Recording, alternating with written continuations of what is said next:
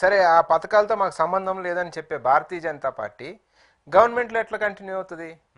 ఎవరికో ఒకళ్ళకు ఉండాలి కదా. గవర్నమెంట్లో కంటిన్యూ అవుతారు.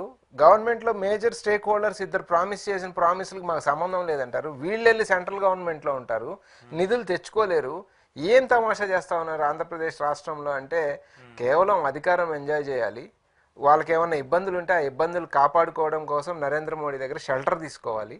ఆ షెల్టర్ తీసుకొని ఆంధ్ర రాష్ట్ర ప్రజల్ని నిండా పోలవరంలో ముంచినా పర్వాలేదు అనే ఒక ఆలోచన చేస్తూ ఉన్నారు తప్ప రాష్ట్రానికి అయితే ప్రయోజనం చేకూరుస్తాం.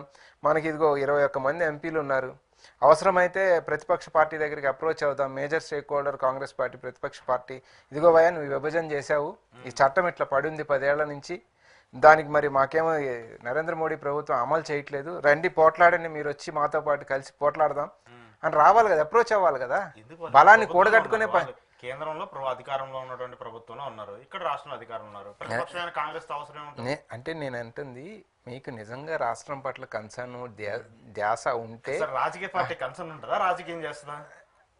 ప్రజల పట్ల కన్సర్న్ ఉండాలి కదా సార్, ప్రజల పట్ల కన్సర్న్ ఉండాలి కదా. ఇప్పుడు 5 ఏళ్ళు పరిపాలించిన వైఎస్ఆర్సీపీని కాదని మళ్ళీ మీకు ఎందుకు ఓట్లేశారు అంటే అవన్నీ కంప్లీట్ అవ్వలేదు, ఇగో ఇవన్నీ మేము కంప్లీట్ చేస్తాం, అదనంగా మీకు ఇగో ఈ సూపర్ 6 లాంటి హామీలు ఇచ్చాం, ఇవి కూడా ఇస్తాం, ఆ పోలవరాన్ని పరిపూర్ణం చేస్తాం, ప్రత్యేక హోదా తీసుకొస్తాం, ఆ వెనకబడిన జిల్లాకి తీసుకొస్తాం, మీకు రైల్వే జోన్ తీసుకొస్తాం, విశాఖపట్నం మొత్తం చెప్పంది ఏమీ లేదు కదా, అన్నీ చెప్పారు కదా. మరి అవి చేయటానికి కదా ప్రజలు మీకు ఓట్లేసింది. అంతేగాని మేము రాజకీయం చేసుకుంటాం, నేను కుర్చీలో కూర్చుంటాం, మా అబ్బాయికి మంత్రి పదవి ఇస్తాం, మా అబ్బాయిని ముఖ్యమంత్రి చేయాలా, ఉప ముఖ్యమంత్రి చేయాలా, ఈ డిస్కషన్ ప్రజల్లో నడుపుదాం అనే దానికోసం కాదు కదా ఇచ్చింది. మీరుంటారా, మీ అబ్బాయి ఉంటారా ముఖ్యమంత్రిగా, అది మీ పార్టీ ఇష్టం, మీ లెజిస్లేటివ్ దీన్ని ఇష్టం, డెఫినెట్గా ఎవరో ఉండండి. కానీ ప్రజలకు ఇచ్చిన మాటలు అయితే అమలు చేయాలి కదా. అదే అమలు చేయకుండా నిత్యం ఏదో ఒక డిఫరెంట్ చర్చ ఆంధ్ర రాష్ట్ర ప్రజల్లో పెట్టి రాష్ట్రాన్ని అయితే డెఫినెట్గా అదే ఇబ్బంది పెట్టకుండా ఉంటే చాలు. కానీ ఇక్కడ నాకు అర్థం కాని ఒక లాజికల్ థింకింగ్ ఏంటంటే సార్, 2014 నుంచి 2000 ఇప్పుడు ఉన్నటువంటి ఈ 10 ఏళ్ల పాటు వైసీపీ వచ్చింది, అంతకుముందు చంద్రబాబు నాయుడు గారు ఉన్నారు, ఇప్పుడు మళ్ళీ కూటమి గవర్నమెంట్స్ వచ్చింది. ఎందుకు ఎవరు కూడా కేంద్రానికి సంబంధించి డిమాండ్ చేసే సిచ్యువేషన్స్ లేదు? అటు కాంగ్రెస్నైనా, అటు కాంగ్రెస్ లేదు కాబట్టి చెప్తాను, ఎందుకు డిమాండ్ చేసే సిచ్యువేషన్కి లేదు? కేంద్రాన్ని ఎందుకు డిమాండ్ చేయట్లేదంటే వ్యక్తిగత బలహీనతలు ఏమన్నా ఉండటం వల్ల వీళ్ళు కేంద్రాన్ని డిమాండ్ చేయలేకపోతా ఉన్నారా అనేది మనం ఇక్కడ అర్థం చేసుకోవాల్సిన అంశం. వ్యక్తిగత బలహీనతలు కానీ మీకు లేనప్పుడు అట్లీస్ట్ ప్రతిపక్షంగా ఉన్న వాళ్ళు, లేకపోతే ప్రతిపక్షం మీకు రాష్ట్రం కోసం కన్సర్న్ ఉన్న ప్రతిపక్షాన్ని కలుపుకొని కొట్లాడాలి కదా. అధికారం వాళ్ళు ఇచ్చే రెండు మంత్రి పదవులు ఏమి ఇచ్చినట్టున్నారు. ఆ ఏవియేషన్ కూడా చూడండి, అది మొత్తం ప్రైవేటైజ్ అయిపోయింది, ఎయిర్ ఇండియాతో సహా ప్రైవేటైజ్ అయిపోయింది. ఇక ఇది మనం ఏదంటాం సిగ్నలింగ్ వ్యవస్థ ఏదో ఉన్నట్టుంది గవర్నమెంట్ చదువు, దానికోసం ఒక మంత్రి, ఆ మంత్రి ఆంధ్రప్రదేశ్ రాష్ట్రానికి. సో ఈవెన్ ప్రైసెస్ డిసైడ్ చేసే శక్తి కూడా నా చేతిలో లేదు, నేను I will discuss with them అని చెప్తున్నాడు మంత్రి గారు, ప్రైవేట్ ఆర్గనైజేషన్తో. మరి అంత శక్తి లేని ఒక దీన్ని తీసుకొని మనకు ఒక మంత్రి ఉందని మనం చెప్పుకొని రాష్ట్రానికి జరిగే ప్రయోజనం ఏమీ లేనప్పుడు ఎందుకు అక్కడ మీరు దాంట్లో ఉండటం అనేది కదా క్వశ్చన్ చేసేది. ఆంధ్ర రాష్ట్ర ప్రజలు డెఫినెట్గా క్వశ్చన్ చేస్తారు కదా.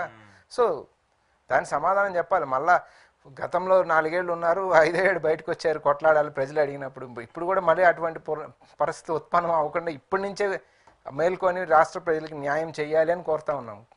ఏంటి కాంగ్రెస్ ఏమైనా సైలెంట్గా పావులు ఏమైనా కదుపుతుందా ఏపీలో? కాంగ్రెస్ పార్టీ మీరు గమనిస్తే కూటమి ప్రభుత్వం వచ్చిన తర్వాత వాళ్ళు తీసుకున్న ప్రతిదానికి కూడా ఫస్ట్ మీరు పవర్ టారిఫ్ పెంచినప్పుడు కానీ, లేకపోతే ఇప్పుడు సూపర్ 6 అమలు చేయాలని కానీ ప్రతిదానికి నిరసన కార్యక్రమాలు చేపట్టాం, నిరసన చేస్తూనే ఉన్నాం. బట్ మా స్ట్రెంగ్త్ కొంచెం తక్కువ కాబట్టి అది చంద్రబాబు నాయుడు గారి చెవుల దాకానో లేకపోతే వాళ్ళ పేపర్ల మీడియా ద్వారా వాళ్ళ దృష్టికి ఇంకా వెళ్ళినట్టు లేదేమో. కానీ రానున్న రోజుల్లో డెఫినెట్గా నిరసనలు అయితే ఉధృతం చేస్తాం. అందుకనే స్టాండ్ మార్చి కొంచెం వాయిస్ సీనియర్లు అందరూ జగన్మోహన్ రెడ్డికి పాజిటివ్గా మాట్లాడటం ఆ లైన్ తీసుకున్నారు కదా కొంతమంది.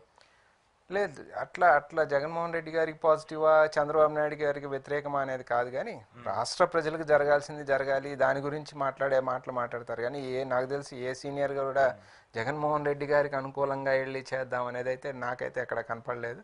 మరి మీరు అంటే కనుక్కోని సెన్స్ ఎట్లయినా ఇక్కడ స్టేట్కి సంబంధించి ఒక సపోర్ట్ కావాలి వీళ్ళకి, ఇక్కడ కూడా ఏపీలో మీరు ఎదగాలన్నా కూడా ఇక్కడ అపోజిషన్ ఉన్నటువంటి ఒక పార్టీ సపోర్ట్ కావాలి. అలాంటి ఏమన్నా జరుగుతాయా రాబోయే రోజుల్లో?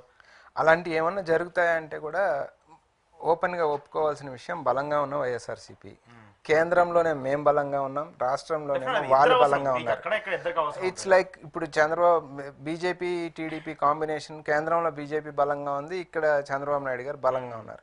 సో ఆ తరహా ఆలోచన ఏమన్నా వైఎస్ఆర్సీపీ చేస్తే అప్పుడు ఆలోచించాల్సిన విషయమే. కానీ ఈ రోజు వరకు కూడా వాళ్ళు బీజేపీ ఏ బిల్ పెడితే ఆ బిల్కి సపోర్ట్ ఇచ్చుకుంటా ఉన్నప్పుడు, సో దాన్ని ఈ రోజు డెఫినెట్ గా బీజేపీ, ఎందుకంటే జీరో ఉన్నటువంటి బీజేపీ ఈ రోజు 8 మంది ఎమ్మెల్యేలు, మంత్రులు, అంతమంది ఎంపీలు గెలిచిందంటే డెఫినెట్ గా స్టేట్స్ సపోర్ట్ తోనే కదా సార్. బీజేపీ ఐడియాలజీ, బీజేపీ ఆలోచన విధానం డెఫినెట్ గా ఈ దేశానికి మంచిది కాదు, అది వైసీపీ కూడా ఒప్పుకుంటది. కానీ ఒక తప్పనిసరి పరిస్థితి ఏమో తెలీదు, వాళ్ళైతే వాళ్ళకి మద్దతు ఇస్తా ఉన్నారు. అట్లా కాదు, మనం భారతీయ జనతా పార్టీతో కొట్లాడదాం అనుకున్నప్పుడు ఖచ్చితంగా కాంగ్రెస్ కమ్యూనిస్టులు అందరూ కలిసి వెళ్తారు, బలంగా శక్తివంతంగా కొట్లాడతాం, గట్టిగా మాట్లాడతాం. డెఫినెట్గా చేయాల్సిన మేరకు రాష్ట్ర ప్రజలకు సాధించుకురావడానికి వాళ్ళకి వాయిస్ పెరుగుతుంది, మాకే కాదు వాళ్ళకి వాయిస్ పెరుగుతుంది కదా. సో పోరాటం నిజంగా రాష్ట్ర ప్రజల కోసం అన్నప్పుడు ఆలోచించాలి. రాష్ట్ర ప్రజల కోసం కేంద్రంలో కాంగ్రెస్ పార్టీ సిద్ధంగా ఉంది కొట్లాడటానికి. ఇక్కడ ఉన్న వీళ్ళు అర్థం చేసుకొని ఆలోచించుకోవాలి మనం ఏ దిశగా ప్రయాణించాలి. ఎందుకంటే ఈ మాట మాట్లాడంటే ఇటీవల కొన్ని రాష్ట్రాల్లో జరిగినటువంటి ఎలక్షన్స్ సంబంధించి కూడా వైసీపీ వాళ్ళు మాట్లాడతారు. జగన్మోహన్ రెడ్డి ఆ ఎలక్షన్స్ లో ఈవీఎంలకు సంబంధించి మీరు పోరాటం చేసిన దాన్ని ఇంప్లిమెంట్ చేయడం, దాని మీద వాయిస్ మాట్లాడుతుంటారు కదా, అలాంటి అవకాశాలు ఏమైనా ఉంటాయని. అదే నేను అంటున్నా, వాయిస్ ఒక డైరెక్షన్ లో ఉంది, కానీ ఎండ్ ఆఫ్ ద డే ఇక్కడ వచ్చేటప్పటికి మళ్ళీ ఆయన అట్లా వెళ్తున్నారు. అట్లా వెళ్లకుండా ఇక్కడ ఉంది కాదు, ఇది రాష్ట్రానికి దేశానికి నష్టం జరుగుతుంది, దాని గురించి ఎత్తుతుంది కాంగ్రెస్ పార్టీ. సో మనం ఇక్కడ బ్రేక్ ఇక్కడ కొట్టాలి, ఆ స్టాప్ లో కాదు ఈ స్టాప్ లో ఆగుదాం అనుకున్నారు అనుకోండి, ఆ పరిణామాలు వేరుగా ఉండొచ్చు. డెఫినెట్గా అలాంటి పాసిబిలిటీస్ కూడా రాబోయే రోజుల్లో ఉంటే లేదు చూద్దాం. Thank you sir, thank you very much. ఇది ఈరోజు అంబటి రామకృష్ణ గారితో స్పెషల్ ఇంటర్వ్యూ. చూస్తూనే ఉండండి ప్రజా చైతన్యం.